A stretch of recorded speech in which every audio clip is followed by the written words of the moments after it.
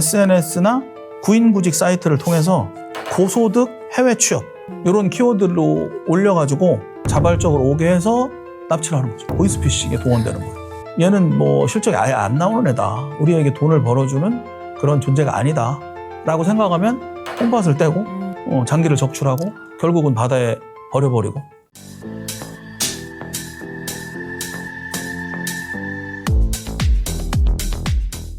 반갑습니다. 국내 1호 탐정으로 몇몇 매체에 소개되었던 임병수 탐정입니다. 유튜브 임병수 탐정 방송 운영하고 있고 상간녀 상간남도 찾아내고 이혼소송 증거 수집, 사기꾼도 찾아내고 수배자 실종자도 찾아내고 부주의한 기업도 찾아내고 다양한 탐정 활동을 하고 있습니다. 반갑습니다. 유튜브에서 이런 얘기를 자꾸 하니까 자기가 생활고 때문에 너무 힘들다. 장기를 좀 팔고 싶은데 오죽하면 내가 이런 걸 이야기하겠냐. 그런데 이게 사기가 되게 많다고 들었다. 탐정님이 유튜브나 방송에서 이런 이야기를 하니까 뭐 믿을만 해서 정말 부탁인데 좀 소개해달라. 그렇게 전화 온 적이 있고 또 20대 청년이 또 그렇게 전화 왔던 분들 있고 처음에 전화하셨던 분은 한 50대 여성분이었고 다양했습니다. 연락 받으면 쎄하거나 이런 거는 안 드세요? 그렇진 않고요. 잘 설명을 하죠. 그럼 안 된다. 그분에 맞게 딱 설명을 합니다. 그 정도로 장기 매매 이런 거를 실제로 시도를 하시는 분들이 생각보다 가까이 있을 수도 있다는 거잖아요. 그렇죠. 뭐 나타나지가 않는 거죠. 내가 장기를 팔려고 하는 건 돈이 필요해서 하는 거고 장기를 사서 브로커를 하려고 하는 건 이제 돈이 필요해서 하는 거기 때문에 양쪽이 전부 다 불법이죠. 불법이고 충격적인 이야기니까 그런 부분은 서로 이제 걸리지 않으려는 암수범죄의 하나죠. 일단 제가 오늘 여기 촬영 오기 전에요. 7월 30일이거든요, 오늘이.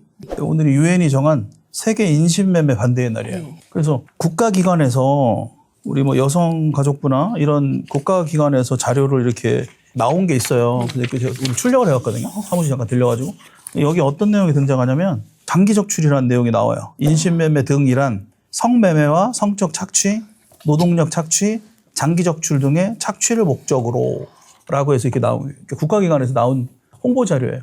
일반적인 뭐 큰 메이저 언론이나 에서는 장기적출은 말도 안 된다, 장기 밀매도 말도 안 된다라는 이야기를 하고 있는데 이미 여기 정부에서 이렇게 발표를 한 거나 마찬가지고 이 부분에 대해서 설명을 하고 있고 또 2015년도에 중국에서 사형수나 뭐 8인궁 수용자들이나 이런 사람들에 대한 실제 사람을 데려다가 장기를 적출하는 행위는 우리는 더 이상 하지 않겠다라는 거를 2015년도에 중국에서 공언하거든요.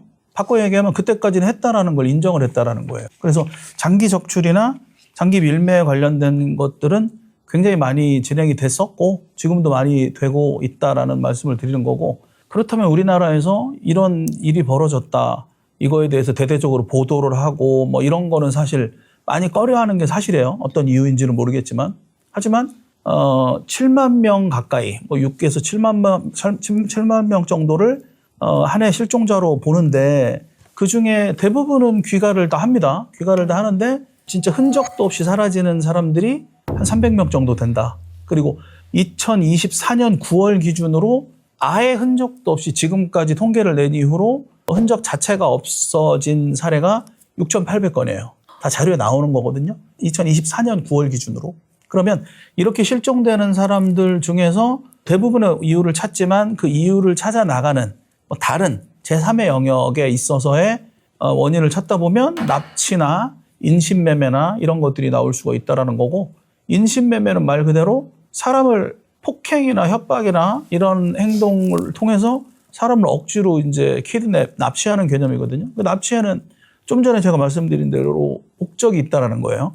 옛날 같은 경우에는 뭐 염전노예, 노동력 착취, 그다음 여자들을 뭐 어디 술집이나 이런 데 뭐 사창가에 팔아넘기는 성착취, 거기에 이제 하나 이어지는 게 바로 장기적출이라는 거죠. 그 장기적출이라는 거 말 그대로 우리나라에서 장기를 필요로 하는 인원이 연간 5만 명이고 한국 국립 장기조직기준모원이라는 국가기관을 통해서 장기를 공유하겠다라고 서약하는 사람은 5천 명이고 그 5천 명도 그분들이 돌아가셔야 뭐 그런 거기 때문에 그중에 실제로 장기 이식 수술이 합법적으로 진행된 건은 400에서 600건밖에 안 돼요. 그러면 대한민국에서 장기를 필요로 하는 사람이 5만 명이고 그중에 실제로 합법적인 루트로 장기 이식 수술이 진행되는 게 1%라고 1%.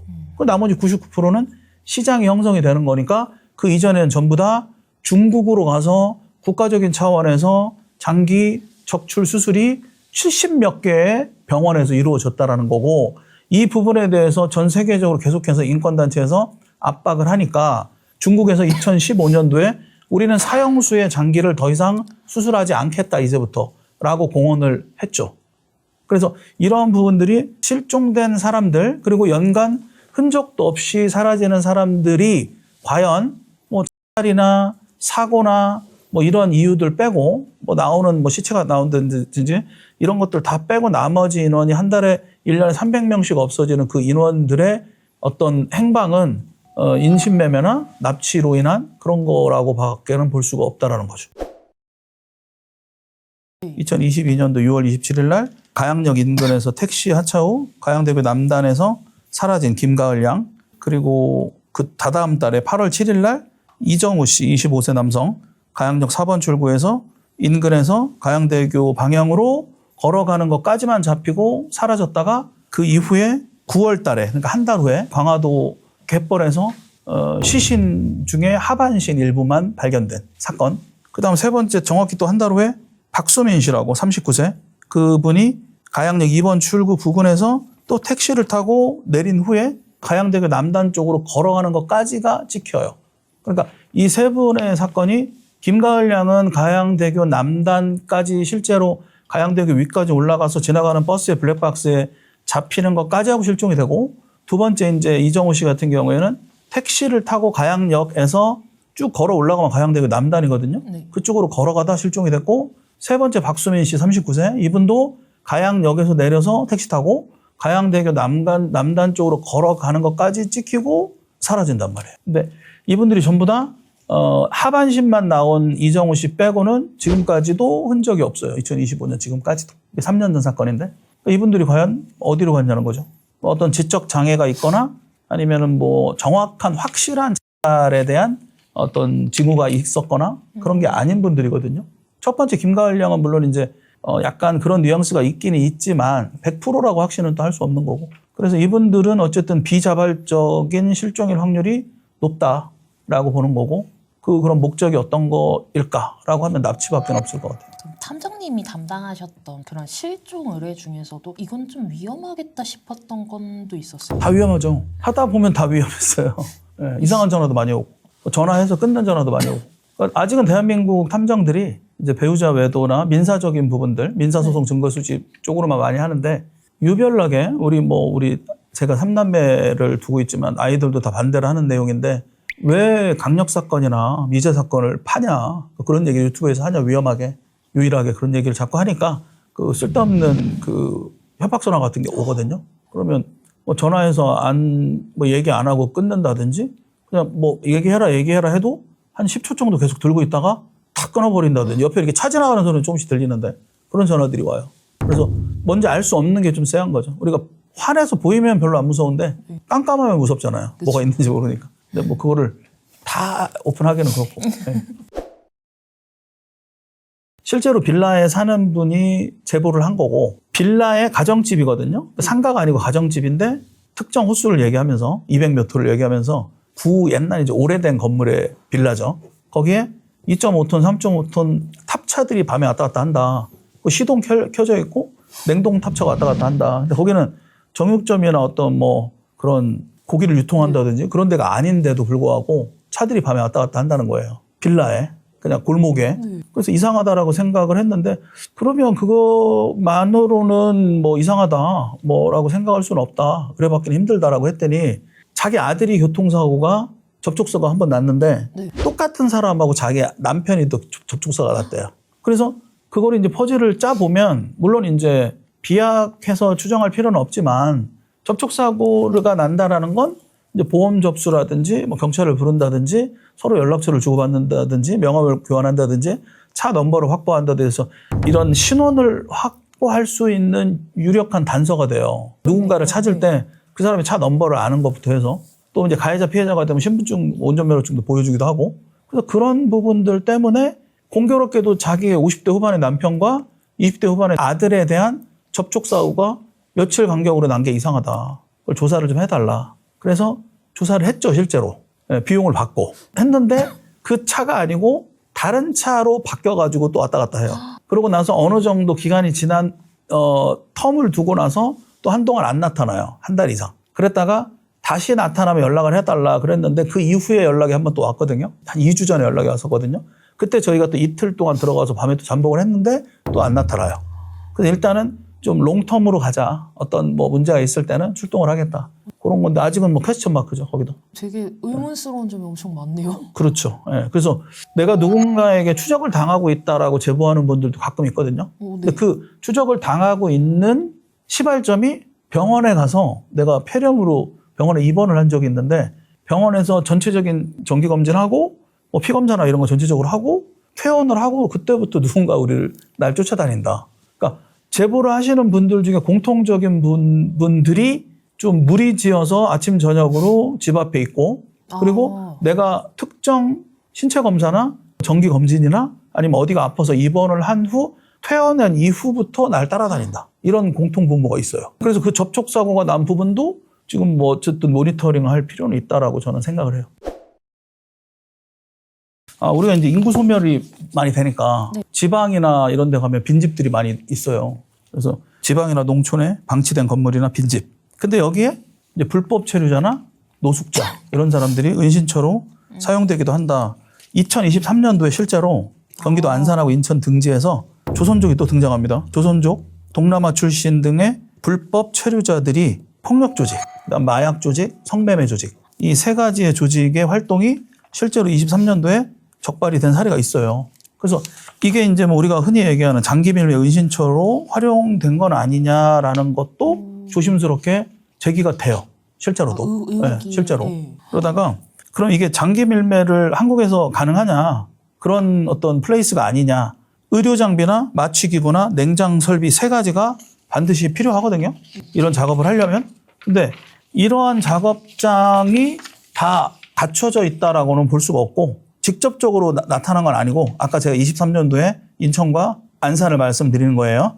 거기에서는 말씀드린 대로 냉장 설비나 이런 거는 나오지는 않았고 감금이나 유인, 폭력을 위한 전 단계 정도의 공간으로 추정이 된다. 그렇게 이제 마무리가 됐고 그런데 2010년대에 강원도 모 지역의 폐가에서 실제로 마취제, 수술복 등이 발견이 돼요. 실제로. 그런데 경찰에서 뭐라고 하냐면 마취제하고 수술복이 폐가에서 나오긴 했지만 직접적으로 이걸 장기 밀매를 또는 장기 적출, 장기 이식 수술을 했다라는 직접적인 증거는 없다라고 해서 종결을 해요.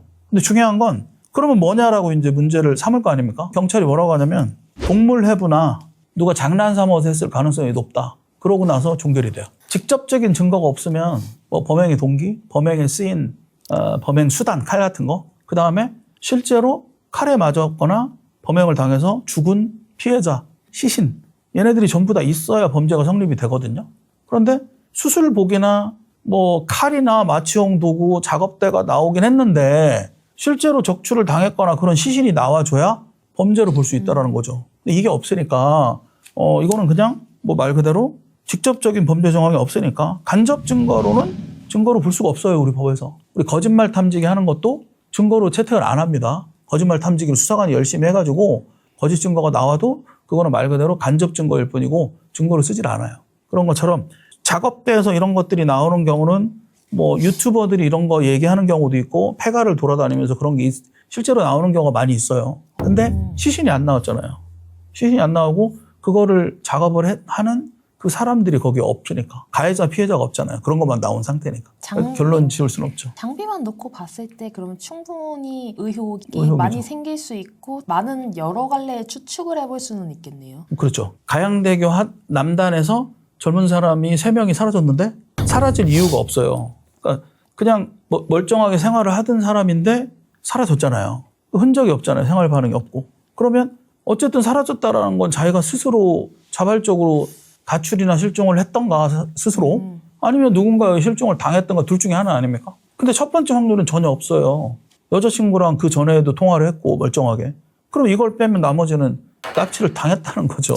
그럼 납치를 당했다라는 건 납치 이유가 있을 거 아니에요. 아까 말씀드린 대로 크게 나누어서 노동력 착취, 성착취, 그다음 그 사람의 자체에 대한 목적이겠죠. 그럼 그 사람 몸뚱아리가 목적이 되는 거죠.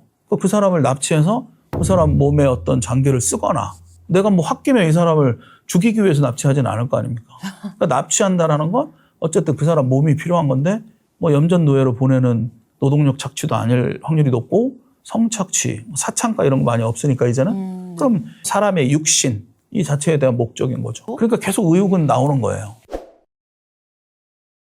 일단 2015년도에 중국에서 그 전에 우리는 중국으로부터 독립을 해야 되겠다라고 티베트나 위그르 이런 소수 민족들이 많지 않습니까? 네. 그런 사람들이 독립운동을 하는 사람들을 중국 정부 입장에서 볼 때는 사형수로 본단 말이에요. 그리고 그냥 사형수로 중국은 이제 공산당이니까 딱 해서 가둬버리고 그다음에 뭐 파륜국이나 어쨌든 다양한 이유들로 인해서 중국에서 사형수라는 선고를 받고 사형 선고를 받고 감옥에 갇힌 사람들 그 사람들을 실제로 데려다가 장기를 적출하고 그 국가적인 차원에서 많은 병원들을 만들어서 한국이나 여러 사람들을 모객해가지고 실제로 수술을 하고 엄청난 돈을 빨아들인 나라가 중국인데 2015년도에 이제는 우리는 사형수에 대한 장기 적출을 더 이상 하지 않겠다라고 공언을 했죠. 그러니까 그 엄청난 수요,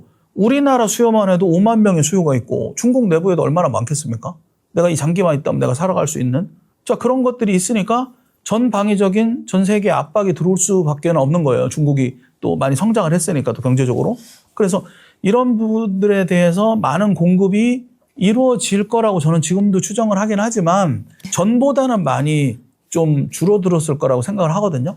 그래서 이 시장이 동남아시아로 내려갑니다. 미얀마라는 나라가 2020년대에 들어와서 이제 코로나가 터지고 하면서 거의 국가 붕괴 상태까지 갔어요, 지금. 그러니까 경제가 완전히 우리 흔히 얘기하는 폭망한 상태예요. 그리고 그 안에 어떤 내란에 준하는 일들도 일어나고 또 정치적인 어떤 부패나 그런 위기 이런 것들이 맞물려 가지고 사람들이 미얀마 사람들이 살기 위한 몸부림을 할 수밖에 없죠. 그래서 그쪽으로 이 장기 밀매 브로커들이 동남아시아로 진출을 해서 미얀마나 캄보디아나 그쪽 이제 동남아시아의 좀 힘든 사람들에게 싼 가격으로 살아있는 그 장기를 공급하는 그런 그 형태로 많이 가고 있죠, 지금. 그러면 이제 좀 대부분 그런 곳에 한국인이 연루된 케이스는 없었을까요? 한국인이 연루된 케이스는 딱 나와 있는 그런 언론에 발표된 건 없고요. 한국이라는 나라가 굉장히 인프라나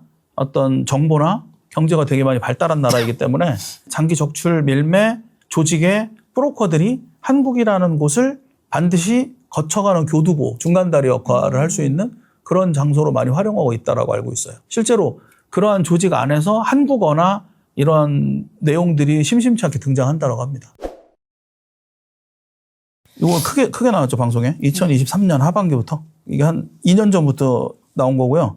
20대 후반에서 30대 초반의 한국 젊은이들 2023년 하반기부터 국가는 아까 말씀드린 미얀마, 그 옆에 캄보디아, 네. 그다음 라오스 세 개 나라가 가장 많고 그 주변에 이제 동남아시아 국가들이 주로 피해 국가가 되는 거고 청년 실업이 많이 문제가 심각하기 때문에 젊은 세대들이 요즘 SNS를 많이 쓰지 않습니까? 그래서 SNS나 구인구직 사이트를 통해서 고소득 해외 취업 이런 키워드로 올려가지고 제안을 받는 거예요. 제안을 받아서 한국에서 취업도 안 돼요. 그러니까 우리가 이렇게 뭐 좋은 일을 하고 있는 건실한 기업이고 근데 근무지가 뭐 미얀마나 이런 쪽이다.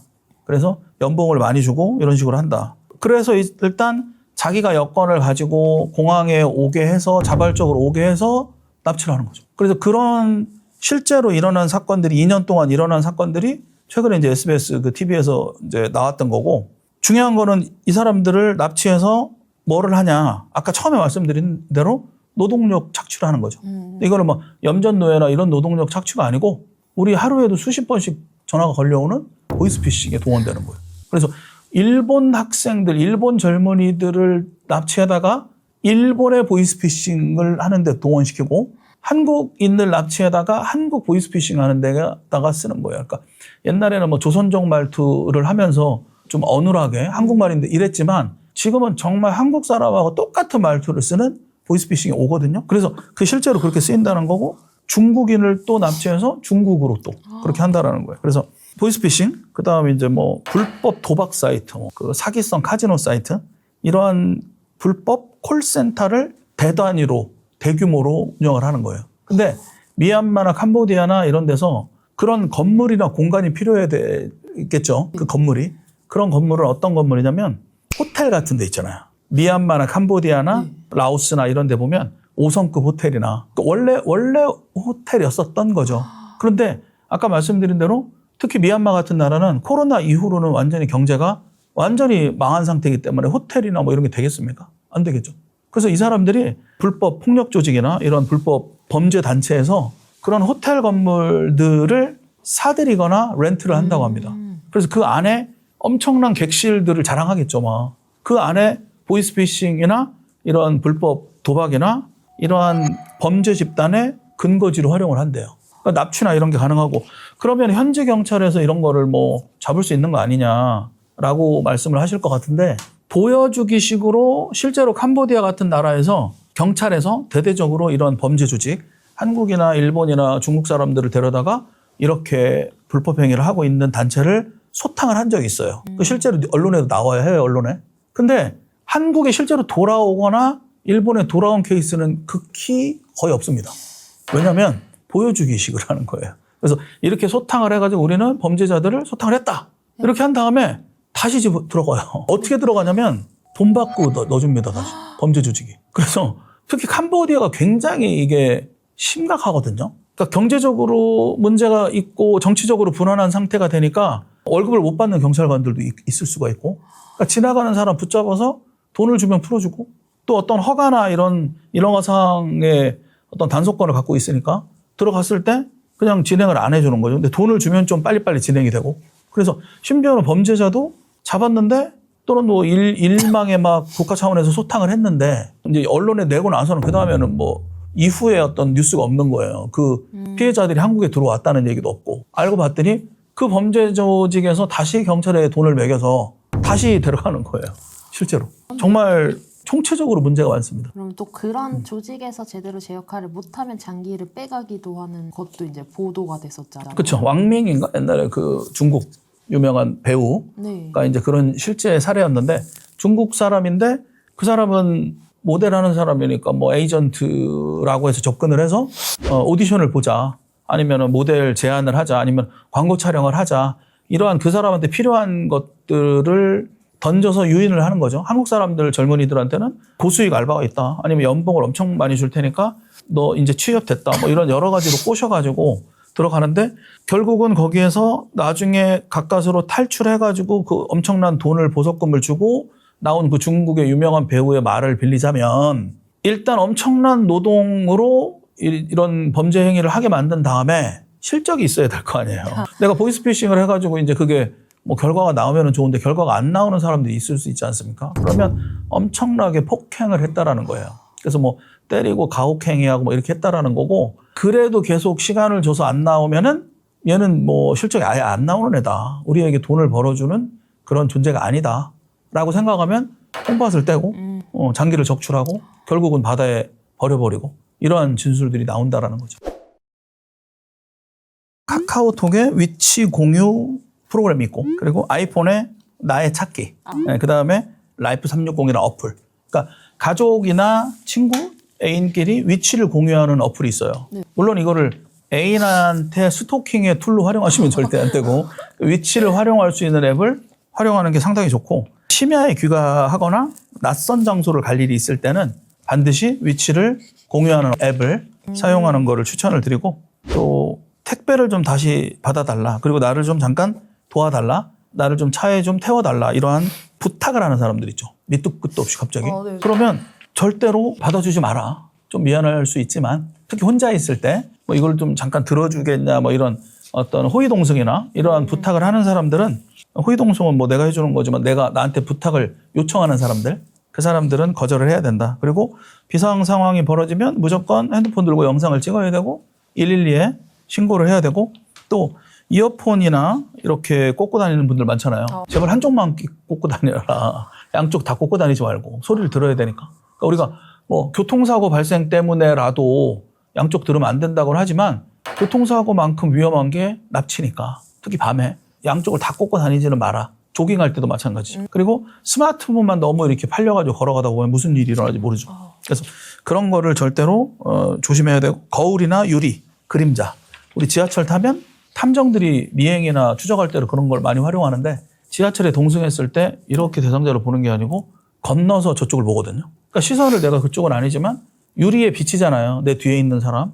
인간은 180도를 봅니다. 앞으로. 180도 뒤는 바꿔야 못 보다는 얘기예요. 그래서 누가 납치할 때 앞에서 납치하지 않잖아요. 180도 뒤에서 접근하지 않습니까? 그러니까 180도 뒤에를 볼 수 있는 비치는 거울이라든지 유리라든지 또는 그림자라든지 이런 부분들에 대해서 항상 확인하는 습관. 그리고 엘리베이터를 탔을 때도 항상 어떤 사람하고 같이 왔는지 또 확인을 해야 되고 그다음에 이제 마지막으로 중요한 거는 SNS에 많이 올리거든요. 오늘 지금 막 왔어 해운대 맛집 이런 거 올리잖아요. 보통 실시간으로 올리죠.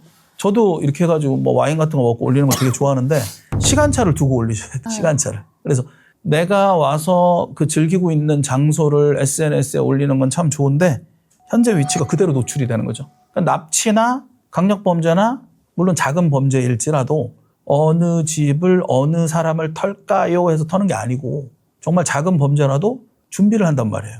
A라는 사람에 대해서 치밀하게 감시 활동을 하겠죠. 그러니까 내가 어디에 갔다 SNS 올리 이러면 위치가 그대로 다 노출이 되는 거죠. 그러니까 올리는 건 실시간으로 올리지 말고 거기 갔다 온 후에 올리시고 그리고 갔다 왔다 하는 것도 일종의 균일한 패턴으로 가지 마시고 올해 해운대를 갔다 왔는데 꼭 간데 또 가려고 하거든요, 보통. 그러지 마시고 패턴을 좀 바꿔서 그럴 필요가 있다는 말씀을 드리고 호신용품 같은 거 갖고 다니면 좋겠죠. 그리고 항상 사람은 루틴이 있어요. 출퇴근하는 루틴이. 루틴에 보면 지금부터 오늘부터 당장 어디에 CCTV가 있는지를 보는 거죠. 여기는 CCTV가 있고 내가 항상 가는 여기는 CCTV가 없었구나. 맨날 스마트폰이 바빠가지고 신경 안 썼는데 CCTV가 없는 사각지대가 어디 있는지를 좀 인지를 할 필요가 있다. 되도록이면 뭐 어두운 곳으로 다니지 말고 밝은 곳으로 다니라고 옛날 어른들은 얘기했지만 지금은 어둡건 밝건 대낮에도 납치가 벌어지니까 CCTV 있는 곳으로 다니셔라. 네, 그렇게 하면 좋을 것 같고 또 카카오 대리 같은 거 부르지 않습니까? 그러면 거기에 이제 번호 뜨죠. 네. 그 남바 미리 뜨거든요. 근데 카카오 대리 불렀거나 카카오 T 택시를 불렀는데 택시가 앞에 쓴다고 그냥 아무 생각 없이 타는 분들이 있어요. 그러니까 반드시 넘버 확인하고 타야 되고 그런 것들을 조심해야 될 것 같습니다. 그런 전화 가끔 와요. 그러지 말라 그러죠. 그냥 자기 한풀이 비슷하게 하죠. 내가 이러이러해서 이렇게 당했는데 이렇게 좀 해코지를 하고 싶다. 이런 얘기 하시는 분들이 있고. 근데 저는 좀 얼굴이 알려져가지고 한풀이 형식으로 많이 얘기를 해요. 옛날에 제가 한 2011년도부터 할 때는 얼굴이 그렇게 많이 안 알려져 있을 때는 구체적으로 얘기를 해줘. 차를 밀어달라, 뭐 없애달라, 얼마면 되냐, 뭐 이런 게 있었는데 이제 좀 건강한 얘기를 많이 하고 그러니까 다른 좀 어떤 껄렁한 데 가서는 의뢰를 하실지는 모르겠는데 저한테는 좀 그런 얘기를 하다가 뭐 자기 뭐 힘든 얘기 좀 들어주고 그렇게 맞이죠. 그냥. 실제로 네. 그런 거를 어두운 곳에서 받으시는 분들도 계시긴 할까요? 있어요. 그런 조직이 있어요. 그러니까 조직폭력배에서 하는 경우도 있고 그런 이제 소위 얘기하는 이제 불법 흥신소, 심부름센터 그런 쪽이 쉽게 얘기하면 돈이 되니까 뭐 내가 뭐 윤리고 법이고 다 필요 없고 그런 쪽만 하겠다. 그래서 그런 의뢰 받아서 토스 시켜주는 그런 업체도 있죠. 일종의 하청을 주는 건가요? 하청이죠. 네, 그런 조직이 있죠. 그러니까 조폭들이 하는 경우도 있고 그런 목적인 줄 알면서 청부를 하려면 그 사람이 일단 동선을 따야 되니까 그런 거는 우리가 하겠다. 그러니까 예를 들어서 A라는 사람이 있으면 한 달이면 한 달, 6개월이면 6개월, 길게는 1년이면 1년 그 사람의 하루 루틴을 다 파악을 하는 거죠. 아침에 일어나서 몇 번 버스를 타고 회사에 갔다 무슨 요일에는 몇 시에 끝나고 어디 뭐 가서 저녁을 보통 먹고 어디서 또 뭐 술을 한잔하고 무슨 요일 날은 집에는 보통 지하철 몇 호선을 타고 마을버스를 타고 어디에서 내리고 약간 비탈길을 올라서 자기 집으로 가고 이 루틴을 한 달 정도 보면 루틴이 보이거든요.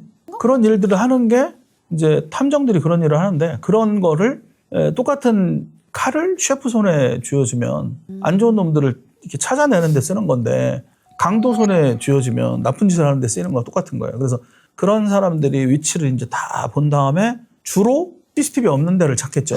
네, 마을버스를 타고 보통 몇 시에서 몇 시 사이에는 이렇게 가는데 요 포인트를 잡아주는 거예요. 누구한테? 킬러한테. 주로 몇 시에서 몇 시 사이에 지나갈 거다. 이렇게.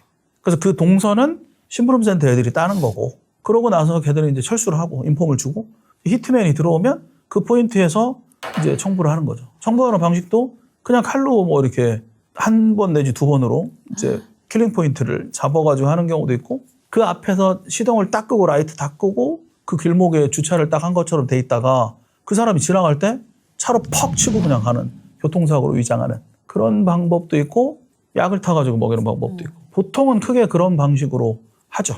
그럼 그들이 혹시 단가도 알고 계시나요? 언론에 나온 거는 최소 3천만 원, 7천만 원, 5천만 원, 1억, 3억 이렇게 나와 있어요. 언론에 실제로 사례들이. 2005년도에 김포 보험 청부살인 사건이라는 게 있어요. 남편이 아내를 죽여달라고 조폭한테 의뢰를 합니다. 그래서 보험금을 3억 원을 수령을 해요. 그리고 그 조폭 2명이 아내를 실제로 살해합니다. 근데 나중에 다 검거가 돼요. 근데 현직 조폭이 아니고 은퇴한 조폭들이에요. 2005년도 김포에서 아내를 보험금이 목적이었어요. 2011년도에 대구에 스와핑 커플 청부살인이 있거든요. 아내가 남자가 생깁니다. 그래서 불륜에 빠져요. 불륜에 빠진 다음에 내가 사랑하는 남자가 밖에 생기면 내 남편이 좋을까요? 싫을까요? 싫겠죠.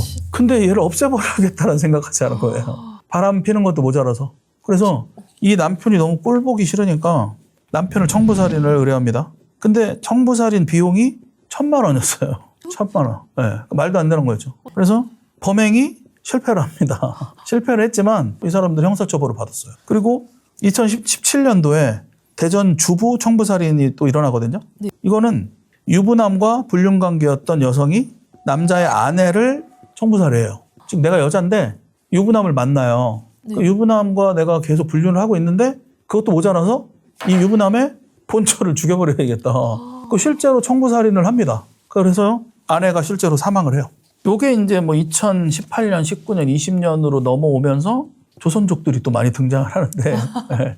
뭐 대표적인 거 좀 된 것들 말씀을 드린 거고 외국 같은 경우는 이제 딥웹, 다크웹이라고 해서 우리가 직접 인터넷 사이트로 들어가는 게 아니고 이 어니언스라는 앱을 통해서 들어가는 이렇게 일반적인 추적이 힘든 인터넷 가상 공간을 다크웹 또는 딥웹이라고 하거든요. 근데 거기에는 뭐 총기 거래라든지 이런 자료들이 많이 등장하는 공간이에요. 불법적인 공간. 또 거래하고. 그런데 여기에 이제 청부살인 사이트가 실제로 존재하거든요. 다크웹에. 거기에 들어가서 뭐 결제는 비트코인이나 이런 걸로 하고 사기가 또 굉장히 많기는 한데 실제로 청부가 일어납니다. 실제로 미국의 CIA나 FBI가 다크웹에 들어가서 수사 활동을 하는 경우가 많이 있어요. 우리나라 국정원도 다크웹에 들어가서 많이 한다고 해요. 그래서 또 러시아나 멕시코 같은 경우는 이제 카르텔이 있죠.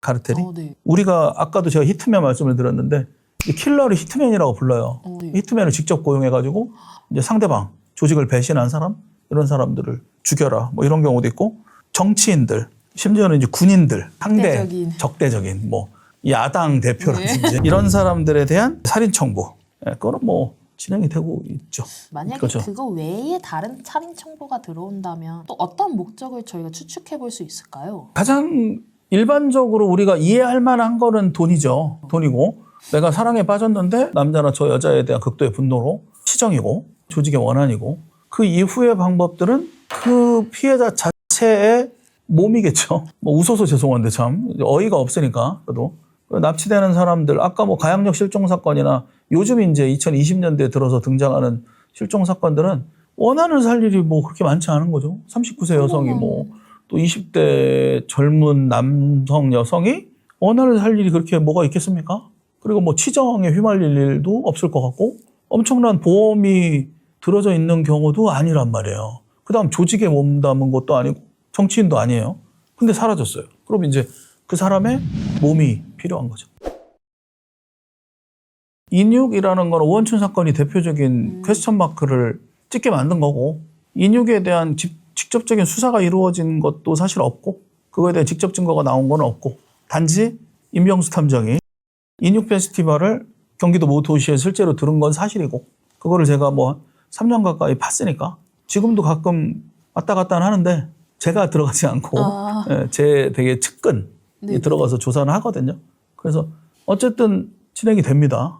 인육은 유통이 되고 있고 인육 페스티벌이라는 건 쪼크로 얘기했을 가능성도 완전히 배제하진 않지만 우리말로 따지면 뭐 그런 커뮤니티 정도가 되는 거고 그거와의 어떤 연관성은 직접적인 원인이 이제 오원춘이 되는 거고 오원춘이 한 여성의 몸을 350조각으로 나누었고 뼈와 그 위에 피하층과 근육층을 나눠가지고 절개를 356조각으로 했고 열 봉다리로 이렇게 검정 봉다리로 나눠가지고. 소분을 해서 그 소분한 걸 자기 그 세탁기 안에다 이렇게 쌓아놨단 말이에요. 그리고 그 안에 숫돌이 있고 숫돌이 새 거가 아니고 굉장히 많이 사용한 숫돌은 칼을 가는 거잖아요. 숫돌을 많이 사용한 흔적이 있는 숫돌이 있다라는 건 그 여자만 처음으로 쓴 게 아닐 확률이 높은 거고 그 여자 이전에도 많이 썼을 거고 앞으로도 많이 쓸 것이고 나머지는 다 발굴한 다음에 이제 뼈가 남는데 뼈는 태워가지고 이렇게 없앨 수 있는 그러한 소각시설까지 갖고 있었고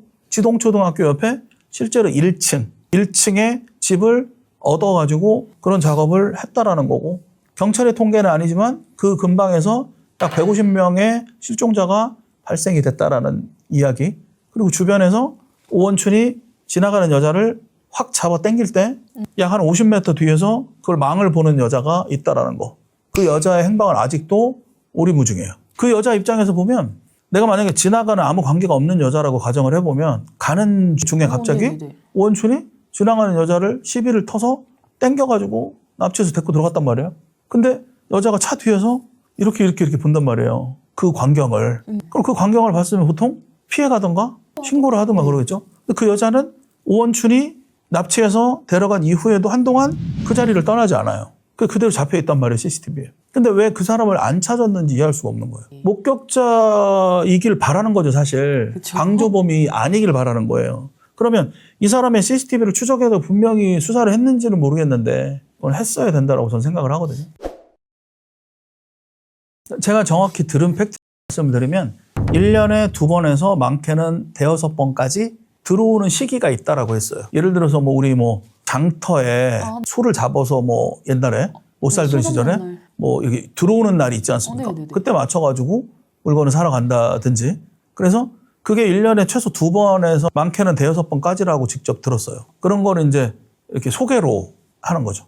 걔네들이 또 커뮤니티가 있어요. 그 커뮤니티 안에는 제가 못 들어갔죠. 저희가 생각했을 때 제일 궁금한 게 사실 그러잖아요. 출처. 인육이 들어오는 시기가 있다라고 하면은 그 고기들이 공급되는 곳이 어딘지. 실종되는 사람들 중에 일부겠죠. 그러니까 수원에 그 사건이 있었잖아요. 제 이름이 생각이 안 나는데 산책로, 등산로에 검은 봉다리가 발견돼가지고 박춘풍 사건. 그런 경우잖아요.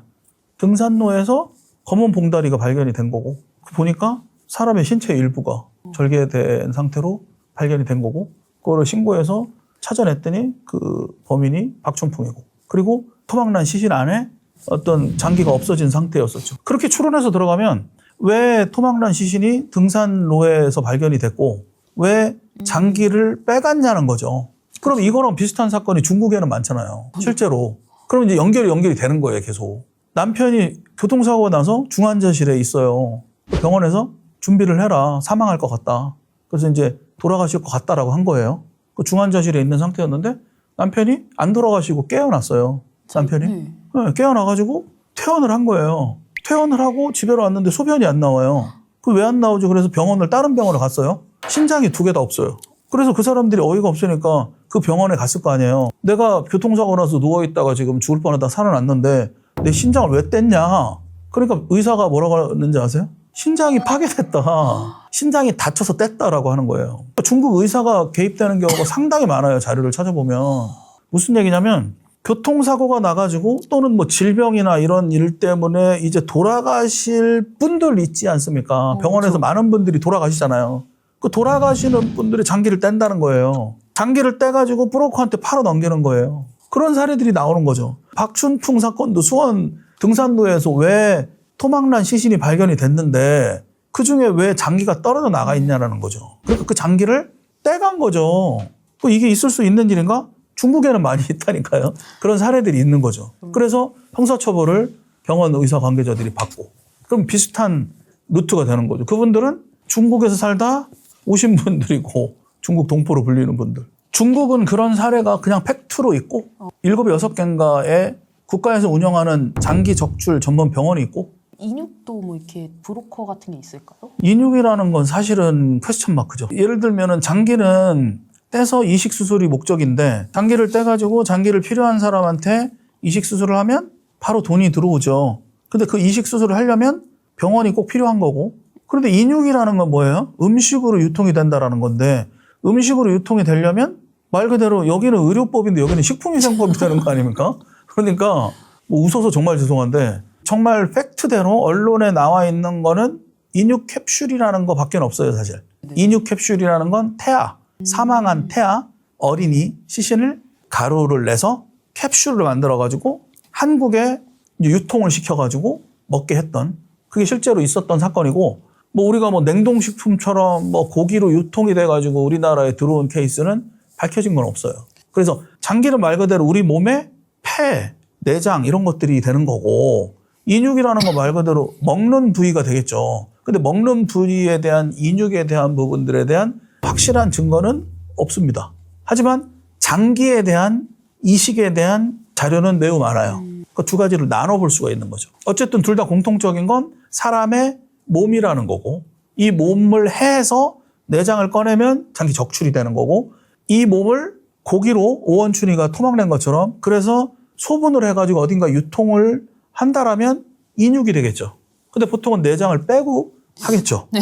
그래서 356조각으로 잘라낸 거고. 그럼 이 자체가 하나의 납치의 인신매매의 목적이 될 수 있다는 거죠. 처음으로 다시 돌아가면 첫 번째는 그렇죠. 노동력 착취. 그 다음 성매매, 성착취. 그 다음은 뭐 그런 이유이겠죠. 네. 부두로 들은 얘기. 인육에 대한 유통이 된다. 그 이상은 더 밝혀지는 게 있으면 제가 말씀을 드리겠습니다. 자국민 보호를 위해서. 강남 한복판, 거기가 노년동일 거예요. 강남 한복판에서 여성을 그 살인, 그 납치한 사람 이경우죠. 그 특수부대 출신. 강남 한복판에서 저녁 시간이었어요. 이게 도로가 있고 아파트 단지가 있고 그 중간에 도로에서 그냥 말 그대로 여자를 납치해서 차에 태우죠. 태워서 실제로 살해를 하죠. 뭐 코인이나 이런 어떤 그 이권에 개입돼 가지고. 근데 그 사람을 납치해서 태우는데 시간이 10초면 끝나요. 10초. 10초라는 시간은 정말 중요하고 상징적인 시간이거든요. 차로 납치할 때. 납치할 때는 차로 납치합니다. 무조건. 근데 그 차가 자기네들의 승합차일 수도 있고 승용차일 수도 있고 택시일 수도 있고 마을버스일 수도 있어요. 탑차일 수도 있고. 그런데 사람을 땡겨서 차에 태우는 거는 지금부터 10초를 한번 세보세요. 10초를 세면 상당히 긴 시간이에요. 탁 잡아가지고 가면. 그러면 일반적인 사람을 끌어 당겨가지고 혼자 하기는 쉽지가 않겠죠. 일사불란하게 2명 내지 3명이 일시에 차에서 내려서 잡아서 차에 태워야 되는데 그냥 멀쩡한 사람을 태우려면 완강하게 저항을 합니다. 그러니까 가장 저항하는 방법이 가장 효과가 좋은 게 모 종교 집단에서 이걸 교육을 시키거든요. 모 종교 집단에서. 제가 모 종교 집단에 빠져 있는 딸을 데리고 오려는 시도를 한 적이 있어요. 그 부모랑. 근데 얘네들은 이것도 사실은 되게 중요한 정보인데 그냥 깨구리처럼 그 자리에 쫙 엎드립니다. 이렇게. 바닥에 불가사리처럼 이렇게 그걸 교육시켜요. 딱 잡으려고 안 돼요 안 돼요 이렇게 하면은 다리를 치거나 넘어뜨리거나 그러면 쉽게 되는데 그냥 그게 넓적한 바닥일 수도 있고 벽일 수도 있고 그냥 불가사리처럼 쫙 엎드려가지고 뻗어버려요. 팔다리에 힘주고. 그럼 안 떨어집니다. 2명, 3명이 붙어도. 그런 걸 하셔야 되고 또 사람을 채갈 때 팔을 잡아 끈다든지 다리를 끈다든지 보통 이제 경찰관들이 체포하거나 이럴 때 그런 거를 많이 이제 숙달을 시키는데 팔을 잡아 당기면 다른 팔로 채가고 멱살을 잡으면 옷을 벗고 이런 식으로 하거든요. 그래서 가장 납치할 때 많이 쓰는 방법이 특히 경찰관들이 체포할 때도 그렇고 벨트 있지 않습니까? 남자의 허리띠 벨트. 네. 허리띠 벨트를 이렇게 잡아요. 이렇게 당기는 게 아니고 이렇게 잡아가지고 그 벨트를 내 벨트에 당겨요. 그러면 하체가 밀착이 되거든요. 그럼 이 사람이 못 도망가요. 이렇게 못 도망갑니다. 그러니까 그렇게 해서 지금 제가 납치를 막는 걸 하나 일단 말씀드렸고 쫙 뻗어라. 쫙 뻗어야 되고 이제 소리치고 뭐 그렇게 하셔야 되고 납치를 하는 사람들 입장에서는 아까 말씀드린 허리띠를 잡아가지고 땡기는 경우가 있고 그걸 이제 보통 체포하거나 그런 경우에 많이 하는데 그 10초라는 시간 안에 납치를 할 때는 그 사람을 한거불능 상태로 만들어야 돼요. 순간적으로. 그렇게 하고 나면 쫙 뻗는 걸 못하겠죠. 그리고 벨트를 잡는 것보다는 훨씬 더 빠르게 제압할 수 있는 게 급소를 때립니다. 그래서 이제 중국 무술한 사람들 보면 당수로 네, 이렇게 이렇게. 손날 네. 뭐 이렇게 태권도에도 있죠. 이렇게 고려에 나오는 것처럼 손날 목치기 뭐 이런 거. 그래서 당수로 목을 쳐요. 순식간에. 그리고 쇄골 같은 데 있지 않습니까? 네네네. 쇄골 같은 데를 이렇게 딱 잡아가지고 꽉 눌러가지고 이렇게 무력화시킵니다. 그러면 순간 힘이 쭉 빠지는 거예요. 아니면 순간적으로 이제 때리는 거죠. 얼굴이나 이런 데를 이렇게 눈이나 코 같은 데를 빡 때리는 거예요. 특히 눈을. 싸움은 항상 선방을 날리는 사람이 우위를 점하거든요. 근데 선방을 날릴 때 항상 눈을 가격합니다. 눈을. 그럼 순간 눈이 안 보이고 벙치잖아요. 그러고 이제 잡아서 넣는 거죠. 그게 저도 이제 자료로 되게 많이 찾아보기도 하고 관련된 이런 논문도 보고 막 그랬거든요. 근데 거기에 10초라는 시간이 되게 많이 등장해요. 외국 문헌에도 보면 납치의 골든타임이라고 하면 정말 좀 잔인한 이야기이긴 한데 네. 10초를 버텨야 됩니다. 어쨌든. 누가 와서 내 목에 당수를 치려면 막아야 되고 또 머리채를 잡는다고 생각해 보세요. 갑자기. 3명이 봉고차에서 내려서 머리채를 딱 동시에 잡아가지고 머리도 이렇게 뒤나 위를 잡으면 좀 덜 아픈데 옆머리를 잡아가지고 당기면요. 되게 아프거든요. 이렇게 잡혀가는 거예요. 그러니까 머리 끄댕이 잡는 것도 보세요. 긴 머리인 여자를 밖에서 이렇게 잡아가지고 당기면 이렇게 된단 말이에요. 네. 근데 그렇게 잡는 게 아니고 이 안을 이렇게 집어 넣어가지고 싹 잡으면 이렇게 잡힌단 말이에요. 그 잡아가지고 당기면 이렇게 끌려가요, 그냥. 그게 10초 안에 끝납니다. 제가 찾아보니까 그래요. 찾아보니까. 딱 10초라는 시간이 정말 조심해야 될 시간인 거죠. 그래서 강남역에서 실제로 그런 사건이 벌어졌고 용산역에서 20대 남자가 또 납치 당할 뻔한 사건이 있었거든요. 네네네. 그것도 10초였어요. 거의 납치를 당할 뻔했죠. 정말 긴 시간인 걸 조심하셔야 된다라는 거. 그렇게 조심해야 될 것 같아요. 이거 악용하시면 안 되고. 박준평은 이제 수원 사건이잖아요. 검은 봉다리가 그냥 등산로에 던져놓은 거예요. 머리하고 팔다리가 없는 몸통만 발견된 거예요, 그게. 몸통만 발견돼서 이게 뭐야 그랬는데 사람의 몸통이에요. 장기가 하나도 없어요. 사지 절단하고 머리 자르고 몸통에서 장기 꺼내고 갖다 버린 거잖아요. 비닐봉다리에. 근데 경찰에서 뭐라고 하냐면 신장이 있대요, 신장. 다른 장기는 싹 다 없어지고 콩팥은 있다. 왜? 장기 중에 가장 잘 팔리고 많이 주고받고 하는 게 신장인데 신장이 있다는 거예요. 그래서 이건 장기밀회가 아니다라고 일축해요, 경찰에서. 나는 그게 무슨 논리인지는 모르겠는데 신장, 간 뭐 다 매매를 하죠. 이식을 하고. 먹는다라는 거 우리나라에서 밝혀진 거는 인유 캡슐이라고 해가지고 중국에서 수입해서 들어온 건데 마이싱 같은 캡슐이에요. 마이싱 안에 성분을 조사를 해보니까 태아 실제로 남자아이를 다 이렇게 으깨가지고 죽은 아이인지 뭐 사산된 아이인지는 모르겠지만 그 태아를 이렇게 해서 가루를 내서 그 성분이 실제로 국가수에서 나왔다고 해요. 그래서 그 태아의 털, 뭐 피부 조직 이런 것도 그 인육 캡슐에 다 나왔다고 해요. 인육을 캡슐로 해서 나왔다라는 거는 정확히 밝혀진 사실이고, 근데 오원춘 사건이나 이런 것처럼 사람을 280조각으로 토막을 쳐서 검은 봉다리에 나누어서 소분해서 대포폰을 5개를 쓰고 그리고 숫돌이 옆에 있으니까 숫돌이 있다라는 건 계속 갈고하고 막 이랬다라는 거니까 이게 인육 자체가 유통이 되는 거 아니냐라는 걸 괴담으로 이야기를 알려지는 거죠. 인육을 먹는다라는 건 제가 되게 오래전부터 얘기를 하거든요. 이걸 왜 얘기하냐면 경기도 모처에 거기를 갔단 말이에요. 제가 이렇게 도소매하는 사람으로 알고 있어요. 저를 가서 얘기를 하는데 1년에 2번에서 많게는 5-6번 정도 인육이 들어온대요. 유통이 된다는 거예요. 그 얘기를 제가 직접 들었어요. 오원춘 말 그대로 이제 중국 동포죠. 한국 사람이긴 한데 이제 중국 동포인데 조선족들이 많이 와서 살고 있죠. 우리나라에. 근데 이제 지나가는 길 가든 여자를 그냥 나와서 사냥하듯이 팍 채가지고 들어가요. 수원 지동초등학교 근처에 이렇게 쭉 1층 주택을 얘가 얻어서 살고 있는데 그냥 나와서 탁 채가지고 들어가고 그래서 그 여자를 살해를 하고 시신을 280조각으로 토막을 치고 그냥 인멸하고 끝나는 게 아니고 경찰이 들어갔을 때는 이제 발굴을 하고 있었는데 우리 몸에 보면 표피가 있고 피부가 있고 그다음 피하층이 있고 근육이 있거든요. 요거를 정말 고기 썰듯이 280쪽 이상으로 다 자르고 검정 비닐봉투 20개로 이렇게 소분해서 나눠 놓고 이런 행위들을 했기 때문에 이게 인육 거래가 아니냐라는 의혹이 제기가 됐고 실질적으로 그 당시에 공판 검사가 공소장에도 인육 거래를 목적으로 한다 그래서 사형 구형을 했었는데 그 당시 판사는 뭐 우리가 인육 거래를 했다는 직접 증거는 없다. 그래서 무기징역으로 뭐 그랬던 사건이죠.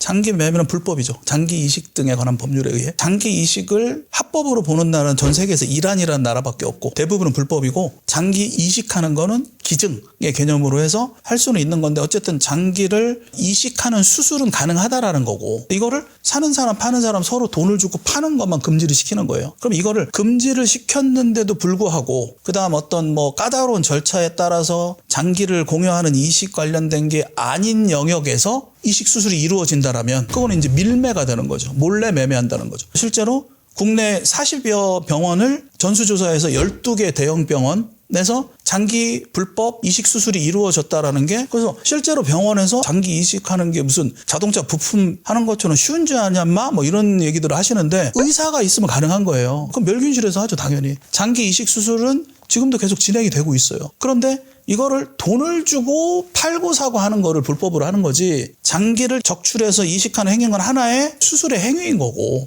병원만 있으면 가능한 거고 중국보다 오히려 훨씬 우리나라가 의료가 발달해 있는 거고 근데 이런 일들이 2007년 뭐 이쯤에 실제로 불법적으로 이식 수술이 됐다라는 게 언론에 나왔던 거고 의사들이 머리에 총 맞았냐 의사들이 돈 잘 버는데 미쳤다고 뭐 그것 때문에 돈을 뭐 받고 장기 수술하냐 이러거든요. 그거는 정말 초등학생 같은 질문인 거예요. 의사들은 똑같은 루트로 온 거라고 생각하고 이식 수술을 한 거예요. 의사들 잘못이 없어요. 이 과정에 무슨 일이 벌어지냐면 사문서가 위조가 되고 공문서가 위조가 된다니까요. 장기를 사고 파는 건 안 되지만 장기를 공여해가지고 이식받는 건 가능하죠. 공여한 사람으로 둔갑을 시킨다니까요. 의사들은 그냥 그것만 하는 거고 차트 보고 A라는 환자, B라는 환자 차트 보고 수술을 하는 거예요. 근데 A라는 환자는 팔려는 사람인 거예요 사실. B라는 환자는 받으려고 하는 사람인 거예요. 의사는 이런 거 저런 거 따질 이유가 뭐가 있어요. 그냥 수술만 하면 되는 거죠. 이 안에 브로커가 들어가는 거죠. 친족끼리 아버지와 아들끼리 간 이식 수술하는 건 가능하거든요. 근데 A라는 주는 사람을 아버지로 둔갑시킨다니까요. 서류는 A라는 사람이 들어왔는데 장기 팔려는 사람 있잖아요. 그 사람이 수술실로 들어오는 거예요. 그런 방식으로 진행이 되는 거예요. 그래서 이런 사건들이 국내에서 터지면서 이 수술실 안에 지문 인식해서 들어가게 만들었고 그리고 그런 것들을 철저하게 수사를 더 많이 하고 꼼꼼하게 그렇게 좀 바뀐 것뿐이죠. 그러니까 의사들이 미쳤다고 돈도 잘 버는데 장기 이식 수술에 관여를 하냐 이거는 정말 단순한 초등학생 같은 반론을 제기하는 거고 정말로 장기에 대한 매매는 안 되지만 불법적으로 이식 수술하고 이런 것들은 지금도 이루어진다라는 거죠. 그럼 의사가 나쁜 놈들이다? 아니죠. 의사를 속인 놈들이 나쁜 놈들인 거예요. 브로커들이. 그러니까 이게 국내에서 까다로워지니까 중국이나 뭐 말레이시아나 이런 동남아시아로 가가지고 수술을 하고 오는 거예요. 우리 주변에도 제가 이제 유튜브에서 이런 얘기를 하면 메일이 들어와요. 저희 사촌 오빠도 하고 왔어요. 중국 가서 2억 8천 들어갔어요. 그런 얘기해요. 그 주변에 들은 얘기들 뭐 댓글 같은 거 올라오고 그러거든요. 브로커들 뭐 검정 스타렉스에서 사람을 납치해서 영화에 보면 막 뭐 껌껌한 쇠 문 열고 들어가 지하에서 이렇게 하는 게 아니고 그 사람을 일단 납치를 하겠죠. 납치를 해서 빼서 택배로 보내는 게 아니고 납치를 해서 인큐베이팅을 해놓겠죠. 걔를 인신매매를 해서 해놓은 상태에서 날짜를 맞춰야 될 거 아니에요. 이 날짜를 맞추려면 브로커가 개입을 한다고. 브로커가 일단 얘를 장기를 꺼낼 수 있는 사람으로 둔갑을 시켜야 돼요. 그러니까 신분증을 위조해야 되는 거죠. 중국 애들이 들어오고 왔다 갔다 하면서 우리가 위조 요건들 많이 쉽게 만들어요. 300만 원이면. 그런 일들이 되게 많이 벌어지고 있단 말이에요. 그러니까 마찬가지로 한국 사람이 중국에 가서 장기 수술을 받으려면 그 안에 중국 브로커들이 장기를 꺼내올 사람을 섭외해야 될 거 아니에요. 공급자. 그 공급자가 중국의 사형수들 옛날에 파륜궁 수련자들 아니면 원인 모를 범죄로 인한 인큐베이팅 해가지고 데리고 온 애들 납치하는 사람들이겠죠. 이런 사람들한테 이제 감금해 놨다가 들어오는 게 있어야 되겠죠. 그러면 이 브로커는 교도관도 알아야 될 거 아니에요. 사형수를 데리고 와야 될 거 아니에요. 그럼 사형수가 문 열고 오는 게 아니죠. 교도관이 몇 살? 혈액형 A형? 뭐 하면은 끄집어내는 거예요. 의사 입장에선 공급자는 뭐 어떤 사람이야. 받는 사람은 사실은 한국 사람인 거고 받으러 중국으로 한 사람은 한국 사람인 거예요. 이 사람은 누구 간을 받을지 모르는 거예요. 근데 브로커는 알고 있죠. 이 사람 간이 좀 필요한 사람이야. 그러면 중국 교도관을 통해서 사형수를 데리고 오겠죠. 그럼 의사 입장에서는 어때요? A라는 사람과 B라는 사람 수술만 하고 빠지는 거예요. 그냥요. 이 차트에 대한 위조는 브로커가 하는 거예요. 전부 다. 그러면 보세요. 수술은 병원에서 하죠. 그 다음 공여자들 이렇게 장기 공여할 수 있는 사람들 공급됐죠. 이 공여자들이 아까 사형수, 파륜궁 그 다음에 인신매매 당한 피해자들이겠죠. 요거에 대한 검증은 퀘스천 마크인 거죠. 사실. 그 부산에서도 그런 거 있었잖아요. 가출팸 애들을 꼬셔가지고, 그러니까 엄마 아빠가 일찍 돌아가시고 혼자 이렇게 뭐 생활을 하고 있는데 입양이 됐어요. 입양이 됐는데 입양 집에서도 새 엄마 아빠가 싫으니까 또 나와가지고 있다가 길거리 전전하다가 같은 또래의 남자애가 이제 걔를 꼬시죠. 어디 가서 같이 살자. 가출해서 오갈 데 없는 애들을 데리고 키우는 거예요. 키우다가 장기 밀매로 팔아 넘기려고. 근데 얘가 이제 거부하죠. 거부하니까 그러면 이 마약이 있는데 이 마약을 전달하는 걸로만 하자. 그랬더니 얘가 또 이제 그걸 또 거부를 해요. 그래서 장기 매매를 목적으로 해서 그 아이들을 이렇게 하다가 실제로 이제 부산 해운대 경찰에서 적발된 사건이 있어요. 거기는 아예 그냥 나와 있어요. 가출 10대 등의 숙식 제공으로 유인하고 장기 매매를 거부하니까 강제 실행할 계획을 잡고 해운대 경찰서에서 총책 등 12명을 구속해요. 실제로. 2015년 11월 19일 한겨레 신문. 김영동 기자 나오잖아요. 노모 씨, 김모 씨는 43, 42. 얘네들이 총책인데 장기 매매 대상자가 35명이에요. 또 불구속 입건하고 해운대 경찰서에서 장기 매매를 알선한 혐의, 장기 등 이식에 관한 법률 위반 등으로 장기 밀매 조직 총책 2명을 구속하고 장기 매매 대상자 등 35명을 불구속 입건했는데 얘가 이제 김아무개 중학생 얘가 고아가 되고 보호시설에 들어가기 싫어서 친구네 집을 전전하고 또 아르바이트도 못 구하고 하다가 친구가 이제 꼬임을 하는 거죠. 그래서 장기 매매 조직에 이제 가담을 하고 그 꼬이게 한 놈 있잖아요. 친구. 그 친구를 그렇게 이용을 한다는 거예요. 그러니까 대상자가 있으면 40대 아저씨가 가가지고 장기 매매 할래 이렇게 하는 게 아니고 어린애를 하나 포섭해가지고 같은 나이 또는 비슷한 나이 애가 가서 야 이런 게 있는데 장기 팔면 돈 준대더라. 너 돈 필요하잖아. 너 뭐 먹고 잘 데도 없잖아. 이런 식으로 꼬셔가지고 실제로 이런 사건들이 일어나는 사건이잖아요. 한겨레 신문에. 이 여자분이 사는 곳이 1호선 소요산 의정부 쪽에 소요산 쪽에 사는데 거주하던 지역에서도 가까운 산이 있단 말이에요. 산이 있는데 자기 집 앞에 산 놔두고 파주의 가막산까지 가가지고 돌아가신 상태인데 유서가 나왔다라는 거예요. 유서를 이제 확인할 쯤이면 나는 이미 이 세상 사람이 아니다. 유서가 발견이 됐어요. 유서가 발견이 되면 일반적으로 당연히 살이라고 생각을 하겠죠. 가족들도 그렇게 생각을 했고 남편이나 친정아버지도 그렇게 생각을 했다라는 거예요. 그래서 50일 정도 만에 시신을 찾았다. 경찰에서. 그래서 이제 장례식 준비를 하고 그렇게 하고 있는 와중에 그 여자의 친정 아빠가 마지막으로 우리 아이의 이제 얼굴이라도 보자 했는데 병원에서 머리가 없다고 하는 거예요. 갑자기. 그 무슨 소리냐. 그러니까 경찰관이 아니 그 남편한테 얘기했다. 이게 경찰은 얘기를 했다라고 주장하는 거고 남편은 못 들었다. 그 얘기는 머리가 없다는 얘기는 못 들었다. 왈가불가하고 있는 상황이에요. 그러니까 남편이 장인어른이 머리를 봐야 된다고 하니까 머리를 찾아달라. 머리가 없다. 이게 지금 말도 안 되는 일이거든요. 통상적으로 보세요. 시신이 발견됐는데 머리가 없으면 타살입니까? 타살입니까? 제가 며칠 전에도 그런 영상을 찍었는데 올림픽대교에서 2024년 1월에 칼을 자기가 구매해서 자기가 가슴팍을 찍고 돌아가신 분이 있는데 칼로 종결됐거든요. 문경 십자가 사건도 예수님 십자가 형틀에서 그런 형태로 돌아가셨는데 칼로 종결이 됐어요. 지금 이 사건도 유서가 나왔으니까 칼로 종결이 됐어요. 근데 자기 머리를 자기가 토막내서 어떻게 해요? 말이 안 되죠. 그래서 시신이 나왔으면 경찰 입장에서는 머리가 없습니다. 유가족한테 알리고 수사를 해야 되는 게 맞잖아요. 근데 아니, 머리 없다고 얘기했잖아요. 이러는 거예요, 경찰이. 그러니까 남편도 저는 머리 없다는 얘기는 안 하셨잖아요. 뭐 이러고 있는 거예요, 지금. 그래서 그 다음날 찾아와요, 경찰이. 근데 시신이 발견된 데는 자기 집에서 좀 멀리 떨어져 있는 파주의 가막산 아래 60m 절벽 아래에서 발견이 되거든요. 60m 절벽에서 떨어져서 죽었다라고 잠정 결론을 냈는데 머리가 멀쩡하다고요. 훼손이 안 돼 있어요. 시체가 박살이 나야 돼. 그럼 떨어진 게 아닐 확률이 높은 거죠. 그리고 잘려져 있고 150m 떨어져 있는 데서 머리가 발견이 됐다고요. 그 다음날. 또 머리카락은 이 머리랑 한 20m 떨어져 있는 데도 또 발견이 돼요. 머리카락은. 라는 사람이 자기 머리카락 자르고 머리 자르고 이렇게 할 수 없죠. 이건 타살이잖아요. 그러니까 몸하고 150m 떨어진 데서 머리 나오고 20m 떨어진 데서 머리카락 나오고 거기서 조금 더 떨어진 데서 백이 나와요. 핸드백, 신용카드 이런 거 들어가 있는. 휴대폰도 떨어져서 발견이 돼요. 휴대폰은 그 지점으로부터 8km 이전, 8km나 거리가 떨어진 곳에서 꺼집니다. 핸드폰이. 그게 마지막으로 카톡 확인하고 안 한 시간이 마지막 시간이 저녁 8시 30분이에요. 그러면 카톡을 확인 안 한 시간에 문제가 생긴 거죠. 어쨌든 이거는 살이 아닌 거잖아요. 그리고 경찰의 반응이 그럼 내가 보고 지금 머리를 찾아오라는 얘기예요. 막 옥신각신해요. 그런 얘기들이 막 서로 오고 간 자료들이 있어요. 머리가 없으니까 타살의 무게를 두고 해야 될 거 아니에요. 수사를. 근데 안 한 사건이에요. 이게. 그럼 이제 궁금해지는 거죠.